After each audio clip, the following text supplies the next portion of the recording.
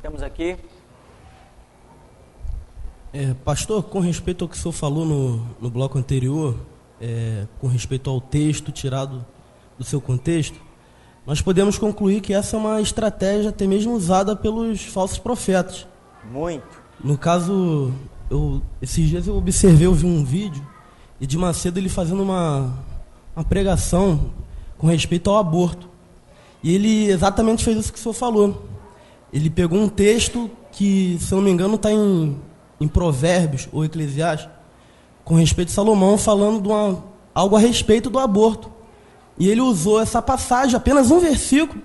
Ele conseguiu fazer uma mensagem impressionante, um convencimento enorme dentro da igreja lá, para convencer os membros que o aborto é algo que é da vontade de Deus. Por aí você vê. Nunca nós poderemos chegar à conclusão de um fato desse.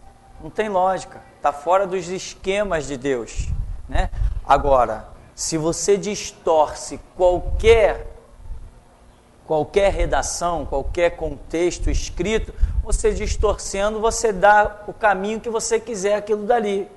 Por exemplo, a universal, a mundial, a graça, a Deus é amor, são os experts nessa pilantragem. A universal tinha um jovem senhor aqui em nosso meio, que ele veio da Universal e ele fazia parte já da cúpula, até mesmo porque ele era enfermeiro, essas coisas assim. Então e lá eles explicavam claramente: olha, nós vamos usar na campanha tal essa passagem. Eu lembro que a passagem era de Hebreus, não lembro agora qual detalhe, mas vocês vão ler o versículo, um exemplo, o versículo 3, mas vocês vão ler só até aqui, não lê mais, porque se você ler mais, era assim, claramente falando, se você ler mais, a pessoa vai perceber que não tem nada a ver. Então você lê só até aqui, não pode ler mais. Aí, lá na campanha, quando eles iam fazer, eles pegavam o texto lá de Hebreus, ia lendo, parava ali e fechava a Bíblia e dizia: está vendo? Está escrito isso. Então vocês têm que... Aí partia para chamar o povo para o sacrifício, para as campanhas, para as correntes, mas eles tinham plena consciência, porque chegava ao ponto de orientar os obreiros e pastores a não ler mais do que aquilo. E outra coisa que eles sempre aconselham as pessoas é não ler Bíblia. Isso é descarado. Basta você ficar ouvindo aí as rádios deles e as televisões. Não tem assunto de ler Bíblia, não tem assunto de estudar Bíblia, não tem esse assunto. E eu já vi um branquinho que tinha na televisão com esse Romualdo aí, o outro era Clodomir. Esses dois chegaram ao ponto de dizer que ler Bíblia é besteira, enquanto Jesus diz: examinai as Escrituras. Eles diziam: ler Bíblia é besteira, exatamente como o irmão está falando aqui, que eles pegam o texto, lê somente até onde lhes favorece, tira o texto do seu contexto e aplica como pretexto, faz o que bem quiser, né? Se eu disser assim: vai lá e compra manga lá. O que é manga? Se eu disser assim: compra manga lá. Comprar manga? A manga é fruta, não é? Mas se eu tivesse conversado antes com alguém e estava conversando sobre camisas, aí de repente eu digo: vai lá e compra lá a manga. Eu não estou falando de fruta. Mas se alguém pegar só a minha palavra final, vai achar que eu estou falando de fruta. E assim são milhões de casos em que você tem palavras que, se elas forem tiradas do seu contexto, elas não expressarão a realidade. Uma dessas é o hábito que nós temos de falar: a camisa com manga. Mas se eu estiver falando de fruta, a manga vai significar outra coisa, mas é a mesma palavra. Isso é o que nós chamamos em português de homônimo. Como é que é? Homônimos. Então, justo. Então, são palavras iguais, mas dependendo do contexto, do assunto a ser tratado, ela vai ter um sentido diferente. Na Bíblia é a mesma coisa. A Bíblia não é um livro escrito. Não tratamos de texto, não tratamos de idioma, não estamos tratando do português. É a mesma coisa e tanto se aplica. Eu estou falando aqui da manga, uma aplicação natural, mas eu posso pegar uma situação bíblica e transportar para o espiritual. Então, daqui a pouco eu estou dizendo que Deus aprova o homossexual. Ah, não tem aí um maluco intitulado pastor Neemias, não sei o que, o nome do cara, que foi o primeiro a sair com a ideia de que Davi e Jonas eram homossexuais? Hã? Não, esse é um moderno, né? Esse outro foi o primeiro que começou com essa loucura. Que Davi, acho que era Neemias Marião, o nome do camarada. Então ele disse o seguinte: Davi e Jonas eram homossexuais. Aí os repórteres, mas por que o senhor diz isso? Ele disse, não, porque está escrito aqui que a alma de Davi se apegou à alma de Jonas. Porque está escrito que a alma de Davi se apegou à alma de Jonas, o infeliz condenado ao inferno está dizendo que Davi e Jonas eram homossexuais. O que tem a ver uma coisa com a outra? Ou seja, ele está completamente retirando um texto do seu contexto e provavelmente a filha dele devia ser lésbica, os filhos homossexuais e ele outro, está querendo sustentar as aberrações dele. Nunca, não tem lógica. Como que Deus ia investir tanto e abençoar tanto Davi e livrá-lo tanto se Davi fosse um transgressor a esse ponto, condenado ao inferno, porque a Bíblia diz que os homossexuais não herdarão o reino de Deus, serão lançados no inferno. Isso sim a Bíblia diz. Então, o que acontece?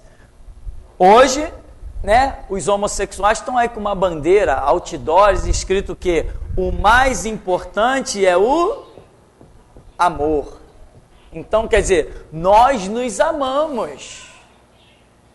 Né? Aí você vê, não sei quem já viu aquelas fotos que está na internet, a noiva, o cara de terno, cabelo encaracolado, e a noiva dele, um outro mulato, de barba, bigode, usando aquela expressão popular, né? O maior negão, o cara fortão, e de saia. Ah, que lindo, apaixonante, dá até para vomitar, irmão, uma cena dessa. Então, aí eles vêm com o slogan, o mais importante é o amor. Não, o mais importante não é o amor. Amor sem justiça não vale para nada, porque Jesus disse, bem-aventurado que tem fome e sede de justiça, não disse de amor. Jesus priorizou a justiça acima do amor. Essa é a minha opinião, isso é o que eu entendo da Escritura. Não adianta, amor, amor, amor, a justiça tem que ser feita. Então, são textos fora dos seus contextos. Aí usam textos de Paulo para apoiar o homossexualismo. Imagina se Paulo era um homossexual. Usam textos de Jesus para apoiar o homossexualismo. Imagina, né? Ah, tá. Acho que foi esse Gladstone, né? Sei lá, esse doido aí chegou ao ponto de declarar que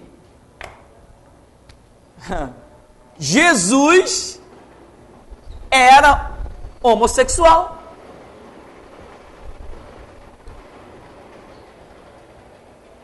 Você sabia disso? Declarar que Jesus era um homossexual? Não, vê que Jesus nunca se casou. Tem a declaração dele na internet? Jesus nunca se casou. E a Bíblia diz que o apóstolo João reclinava a cabeça no peito de Jesus. Então, Jesus tinha um caso com João. O que é isso? São textos fora dos seus contextos, são interpretações malucas, loucas, né? E, no entanto, quando Jesus se manifesta em Apocalipse, diz, claramente que os efeminados, os homossexuais, etc., não herdarão o reino de Deus. Ora, mas ele não foi um? O cara está dizendo que ele foi. Então, essas são as interpretações loucas. Você vê, por exemplo, Jesus, quando ele aparece no cenário, lá no templo, ele está com quantos anos? 12 anos, né? Jesus ali foi interrogado no meio dos doutores, quando da festa da Páscoa, né? Se não me falha a memória, os pais foram, depois retornaram, vindo que Jesus não estava no meio deles. Aí Jesus aparece ali. Depois, com quantos anos Jesus aparece no cenário de novo? Com cerca de 30 anos. 18 anos depois, Jesus volta a aparecer no cenário, segundo as narrativas bíblicas.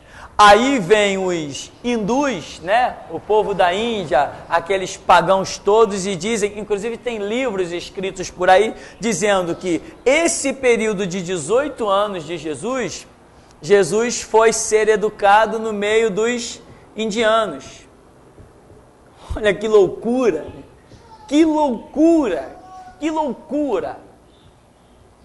A Bíblia diz que ele foi educado lá, nesse período. Que loucura, é uma coisa louca. Quem foi Jesus nesse período de 18 anos que ele some do cenário? Foi simplesmente o filho do carpinteiro, fazendo mesa, cadeira, trabalhando, indo para a sinagoga, estudando, tendo uma vida normal. Por que Jesus não é mencionado? Porque ninguém atentou para o fato de quem ele era. Quando chegou a hora dele, ele se revelou, se manifestou. Mas esse período, o que dizem os loucos? Que Jesus foi criado no meio dos hindus. Inclusive, uma vez, alguns anos atrás, um louco me parou aqui na porta. Não, você sabia que Jesus foi criado no meio dos indianos? Eu falei, sabia. Ele me contou. Vou fazer o quê, meu irmão? Vou fazer o quê? Eu estou sabendo. Ele até enfeitiçou umas cobras, tocava flauta. Se querem palhaçada, eu também sei ser irônico. Então, tem que tomar cuidado com esse negócio de tirar texto dos seus contextos. Você vai acabar na cova. Então, não crie regras, siga regras. E não deduza o que é uma regra. Espere a revelação chegar até você. Tem mais perguntas? Não? Vamos ver aqui. É de um ouvinte, pastor. Ele diz assim: gostaria que o senhor falasse sobre os Mormons, a Igreja dos Santos dos Últimos Dias. Os Mormons, o que é os Mormons? Irmão, repara bem, o que é uma salada, né? A salada tem tomate, cebola, alface, alguns misturam a chicória, espinafre. Eu não gosto, mas tem gente que gosta. Palmito. O que mais? Agrião. Agrião é bom, faz bem para a saúde. Agrião você deve comer. Agrião. Pepino também, não somos chegados, mas como? Pepino. Azeitona, e aí pronto. Aí vira aquela salada, né? Você dispensa o resto tudo. Vai só para salada com tudo isso aí, não precisa dar mais nada. Então, meu irmão, tem religiões que fazem isso. Aliás, por quê? Porque o diabo ele não tem uma flecha para atingir um alvo, ele quer atingir todo mundo. Então tem gente, posso assim usar essa expressão, de baixa cultura, de média cultura, de alta cultura, ele usa um monte de argumento, o negócio é ele tentar alcançar o maior número de almas possível. Então, tudo isso aqui junto, aí vem, se você colocar tudo isso junto, o que faltou? Sal. Bom é o sal, então vamos fazer a campanha e vamos distribuir o sal ungido. Aí começa o mercenarismo, né? Então, o sal é aquela pitadinha para dar o paladar em tudo. O sal é a pitada de verdade que existe nessas falsas religiões, como por exemplo está sendo perguntado ali os Mormons. Se você ler os primeiros livros, ali o livro dos Mormons, quem já teve um livro dos Mormons? Ninguém? O livro dos Mormons, ele é subdividido em vários livros, semelhante a uma Bíblia. Mas o que acontece? Nos primeiros livros, ali no primeiro, segundo livro dos Mormons, Tem livros ali que ele é apenas uma cópia do livro de Mateus. O outro é uma cópia do livro de Lucas. Então, as pessoas ao lerem aquilo ali, se deparam com algo coerente, verdadeiro. Mas depois, no prosseguir, no desenvolvimento da leitura e das páginas, aí a pessoa começa a encontrar outras coisas pelo caminho, começa a encontrar a chicória, o alface, né? O espinafre, começa a encontrar um monte de outras coisas dentro daquela salada que é o livro dos Mórmons. Tem gente que se ver um culto mórmon numa praça, não consegue identificar, acha que é um culto evangélico. Cantam canções de amor, instrumentos legal, tudo bonitinho, igualzinho um culto evangélico, mas essa é a aparência. A essência é o problema. Então, os Mórmons, eles possuem um livro que tem alguns livros, inclusive, semelhante ao nosso, né? Uma versão diferente, mas o conteúdo é o mesmo. Falando de Jesus, falando das obras de Jesus, falando o sermão do Monte das Oliveiras, as bem-aventuranças, Evangelho de Lucas, tem isso dentro do livro dos Mórmons. Mas quando você passa da metade para frente, aí você começa a se deparar com as aberrações semelhantes aos muçulmanos, semelhantes ao islamismo.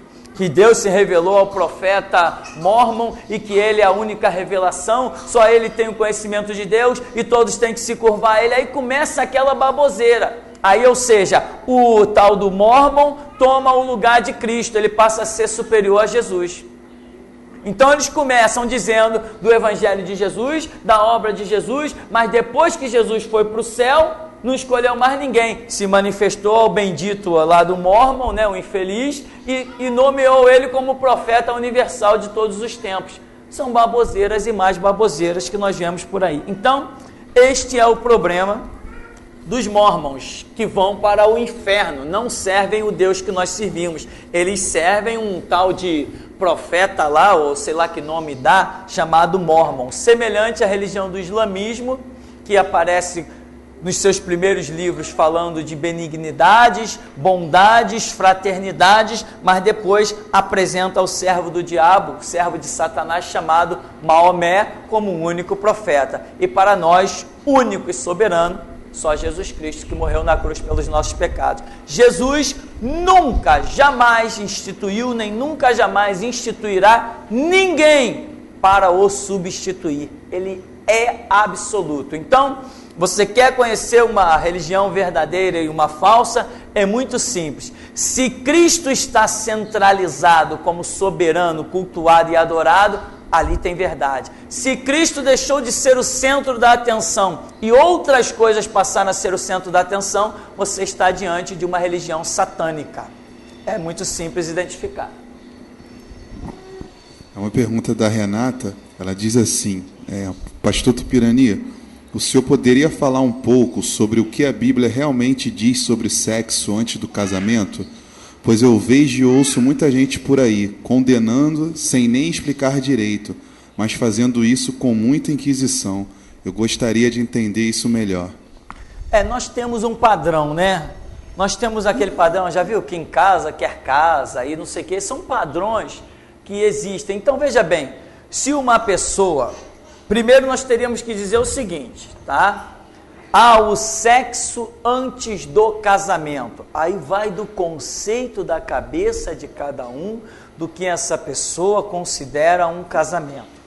A partir do momento que as pessoas assumem um compromisso de fidelidade conjugal, dentro da minha cabeça inocente, nós estamos diante de um casamento.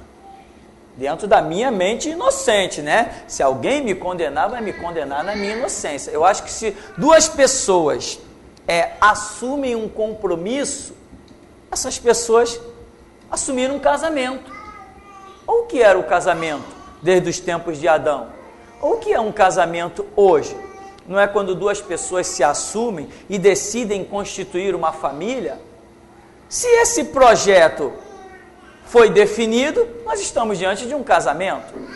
Agora, as pessoas acham que casamento tem que ser aquela declaração pública, festa na igreja, come, bebe, culto na igreja, culto de gratidão, pastor celebrando ou padre rezando missa. Não, isso aí não é o casamento. O casamento é o compromisso entre duas pessoas.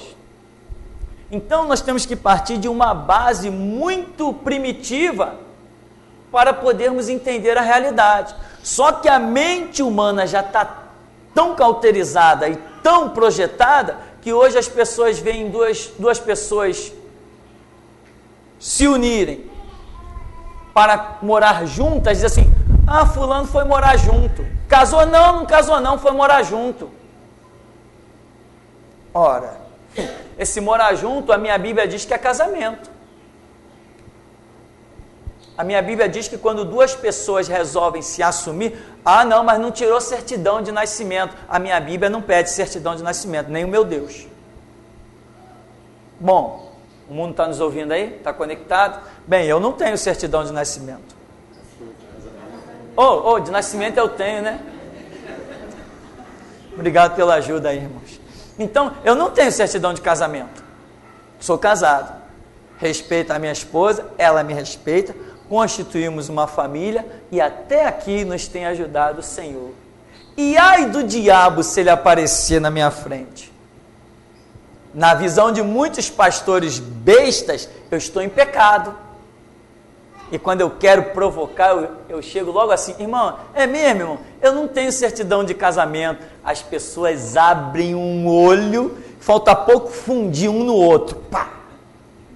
Tô nem aí, meu irmão, vou levar em dia. Foi assim que Jesus me deu entendimento, foi assim que ele me chamou e acabou a história. Eu não dependo de que o Estado reconheça as minhas ações. Deus me trouxe a minha esposa, me determinou esse casamento, eu sou casado e dou em quem doer. Acabou a história. Então, são conceitos. Agora, claro, se a pessoa não pensa, não tem um compromisso, se ela vive uma libertinagem, não, estou com essa aqui, mas quem sabe daqui a 3 meses eu estou com outra, aí já é outro problema, aí já é um problema de personalidade, aí já é um problema de caráter, aí já é um problema de conversão, aí já é uma série de outros problemas. Eu estou falando do que condiz a um casamento, dos compromissos, do relacionamento que duas pessoas têm que ter, do respeito que duas pessoas têm que ter. Tem tanta gente que vive debaixo do mesmo teto e que não tem respeito. Tem gente que vive debaixo do mesmo teto, oprimidos. Marido oprimido por mulher, mulher oprimido por marido, filhos vivendo em opressão. Mulher que não fala com ninguém porque o marido proíbe. Marido que não pode passar e dar um bom dia para uma mulher do outro lado da rua porque a mulher não gosta, a esposa não gosta. Isso é casamento? Isso aí foi uma junção do acaso do destino. Casamento é respeito, casamento é confiança, casamento é liberdade, meu irmão. Entendeu? Casamento é você pegar assim R$500, dar para tua esposa, vai passear no shopping. Entendeu? Quem vai fazer isso aí? Casamento é liberdade, casamento é paz, alegria, confiança. Isso é casamento. Agora, aquela velha história. O telefone toca, a mulher foi atender, voltou calada. Quem era? Belo casamento, né? Quem era? Não era ninguém não, era um engano. Eu pego esse cara. Se eu ver esse engano de novo, eu pego ele. Não é nada disso. Casamento é paz, liberdade. Então, parte-se do princípio, né? Se uma pessoa está apenas pensando em relacionamento sexual, sem compromisso, ela pode estar ferindo os padrões morais de uma sociedade e até os conceitos mais primordiais do próprio Deus. Agora, eu não costumo citar regra não, quando a Bíblia não me dá entendimento claro de algumas coisas, sabe qual é a minha resposta? Irmão, vai orar. Se Deus disser sim, é sim, se Deus disser não, é não. Eu não tenho resposta para tudo. Por quê? Porque a Bíblia tem assuntos que a Bíblia não é detalhada. A Bíblia não é detalhista em certos assuntos. Agora, uma coisa eu sei, que casamento é quando as pessoas chegam uma diante das outras, né? E aí, vamos viver junto? Se disse vamos viver junto, meu irmão, está dizendo vamos casar? Acabou. Não tem que ter festa, não tem que ter culto de gratidão, não tem que ir para o cartório dar dinheiro para o Estado, pagar certidão, não tem que nada disso. Se quiser fazer tudo isso, faça, mas isso não é a revelação do casamento. A revelação do casamento é a predisposição de compromisso de um para com o outro. Isto sim é bíblico, né? Agora, outras coisas que eu não falei aqui com certeza, tem dúvida? Ora, né? Ora. Porque eu, quando fui me casar pela segunda vez, eu orei. E Deus falou assim, esquece esse negócio de certidão. Eu falei, Senhor, e como é que as pessoas vão ver isso? Ele disse assim, não interessa, interessa como eu vou ver isso. Amém, meu irmão? O que eu aprendi, a confiança que eu tenho hoje, não foi porque eu consultei um irmão, poxa irmão, e aí, eu caso, eu tiro certidão, isso vai servir de testemunho? Não, eu dobrei os meus joelhos e falei, Senhor, e aí, como é que vai ficar as coisas? Vai ficar assim, assim, assim, então é assim que vai ficar. Acabou a história. Amém, meu irmão?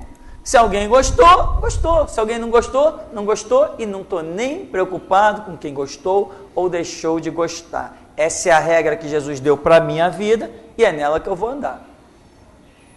Uma pergunta do Romo, ele diz assim, pastor, sobre jejum, gostaria que o pastor me tirasse a dúvida sobre o texto de Joel 2, versículo 12. Ainda assim, agora mesmo diz o Senhor, convertei-vos a mim de todo o vosso coração, e isso com jejuns, e com choro, e com pranto. Sim, o jejum aí está dentro do contexto de toda a escritura do Antigo Testamento. A palavra jejum aí, ela entra no sentido de calamidade, tá? É só examinar. A Nínive jejuou, mas Deus não pediu para eles jejuarem. Deus mandou Jonas ir a Nínive pregar o arrependimento. Eles se arrependeram. O rei sentiu a calamidade que estava para acontecer, a destruição da cidade, e chegou ao ponto de fazer até os animais jejuar. Imagina se Deus estava preocupado com o animal jejuando. A pregação foi para os animais? Animal tinha alguma coisa para se arrepender? Não. E alguém se arrepende por causa de jejum? Eu não conheci ninguém até hoje que se arrependeu por causa de jejum. Agora, nós sentimos sim, muitas vezes, a pressão da calamidade, a angústia e até jejum, muitos de nós já fez acreditando que essa era a realidade. Então, jejum lá em Joel, está dizendo, quando Deus diz assim, e com jejum, porque era o costume do povo, quando Deus está falando de uma destruição, e é o contexto de Joel, Deus está chamando ao arrependimento, é o contexto de Joel, o jejum entra como reconhecimento de uma calamidade que está sendo pré-anunciada pelo profeta Joel. Então Deus mesmo diz, vocês têm que se converter de tudo que é maneira, rasgar, não as vestes, tem que rasgar o coração. Jejua aí, mostra a calamidade de vocês, enfim, a situação é terrível e é emergente. O jejum ali está dentro do contexto de calamidade. Não que o jejum fosse significar o arrependimento deles. Eles poderiam ficar sem comer uma semana e ainda assim continuar praticando impiedade. Então o jejum não leva ninguém ao arrependimento. O arrependimento é uma mudança de direção, uma mudança de caráter, uma mudança de personalidade, uma mudança de práticas, uma renovação das suas obras. Isto é arrependimento. E é o que Deus está pedindo ali. E Deus diz assim, e acontecerá que depois desse arrependimento, depois desse reconhecimento, aí sim eu derramarei do meu espírito sobre toda a carne. Vossos filhos e vossas filhas profetizarão, terão visões, sonharão os vossos velhos, e até sobre os servos e as servas derramarei do meu espírito naquele dia. Depois desse vosso arrependimento, o que não se cumpriu, como Pedro diz lá em Joel. Isso é o que foi dito pelo profeta Joel. Não, aquilo foi parecido. Isso aqui é para depois que a nação de Israel estiver quase sendo trucidada e Jesus for implantar o seu reinado milenar. Esta profecia desta efusão do Espírito sobre a nação judaica só e somente só no milênio. Então, Deus está dizendo que depois que haver um arrependimento, e ali o chamado é geral, o chamado é para sacerdote, para o povo, para os príncipes, para os escribas, o chamado de arrependimento ali é geral em Joel. Por quê? É o que ele quer para poder derramar do Espírito. E isso só vai acontecer quando? No milênio. Amém? Então, jejum não é a questão simples jejuar. O jejum aqui está representando a calamidade que deveria ser reconhecida pelo povo, calamidade pré-anunciada e a calamidade da miséria espiritual que eles estavam vivendo. Mas não. Mais alguma pergunta por aqui? Nós? Ninguém? Nem o minha? Quem quer ir embora? Ninguém quer ir para casa? Bom, então nós vamos concluir, vamos estar encerrando. Eu apenas quero ressaltar para você o que nós mencionamos aqui sobre regra. Só isso para nós concluirmos. Sempre que você estiver pensando em ter uma atitude ou julgar uma situação, você tem que sempre entender, você não é a regra. As coisas não têm que ser aquilo que eu penso, as coisas têm que ser aquilo que Deus revela na sua regra. Você tem que tomar muito cuidado com isso. Por exemplo, já teve gente aqui que entrou nesse ministério e saiu daqui criticando. Não, eu gostei de lá, da palavra, gostei do trabalho, mas uma coisa eu não gostei, porque o pastor lá ele não dá oportunidades.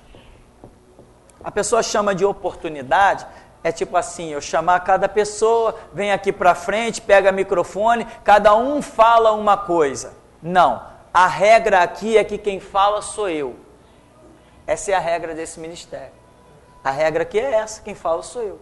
Então, se Deus chamar uma pessoa para este lugar, né, que nem essa mesma pessoa chegou perto de mim e falou assim, pastor, Deus falou comigo. Claro que eu sempre me assusto com esse negócio de Deus falou comigo, mas eu até então acredito, né? Tá dizendo que Deus falou comigo que meu lugar é aqui. Ué, antes de terminar a semana já estava me criticando, dizendo que eu não dava oportunidade. E o Deus que chamou ele para cá? Que rolo, que confusão. Um outro chegou aqui, depois de quase um ano aqui, disse assim, pastor, Deus me levou para outro lugar. Eu falei, é mesmo, irmão? Já orou? Já orei, Deus me confirmou. Deus me quer lá numa Assembleia de Deus, lá de Bom Sucesso. Falei, é mesmo, meu irmão, se Deus mandou, não vou, porque lá também é uma igreja de Deus e eu vou para lá. Tá bom. Aí foi. Aí chegou lá e viu o Marcelo Crivella em cima do púlpito pregando. Falou, não, Deus não me chamou para cá, não. Aí saiu, aí foi lá para o Silas Malafaia. Aí veio falar comigo, não, eu pensei que Deus tinha me chamado para a igreja de Bom Sucesso, mas não foi não, cheguei lá, ouvi o Crivella pregando, eu fui lá para o Silas é um homem de Deus, o Silas, tá. Aí daqui a pouco, o Crivella que pregou em Bom Sucesso, estava pregando também lá no Silas. Aí, pô, não, aí já veio para cá todo confuso. Eu vou voltar lá pro Jaime Soares, que chama o cara lá. Aí voltou para a Assembleia de Deus de Bom Sucesso. Aí ficou se arrastando lá 2 meses. Aí eu encontrei com ele. E aí, como é que tá?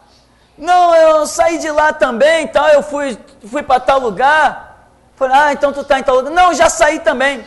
Fui para a comunidade da Zona Sul. Foi para a comunidade da Zona Sul. Resultado, rodou, daqui a pouco quem está lá na comunidade da Zona Sul?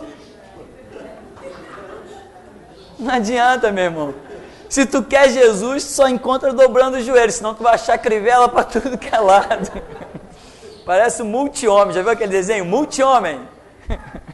Então, aí resultado, foi para a comunidade da Zona Sul, disse que tinha se encontrado, até ver o Crivella lá de novo. Hoje ele está onde? Lá na comunidade dos desviados. Hoje ele está na comunidade dos desviados. Passa pelo cara, não está em lugar nenhum, não quer saber de igreja. E quando ele saiu daqui, Ele saiu dizendo que aqui não tinha mais nada para ele aprender, que ele já tinha aprendido tudo. Não está entendendo o quê? Não está entendendo a regra.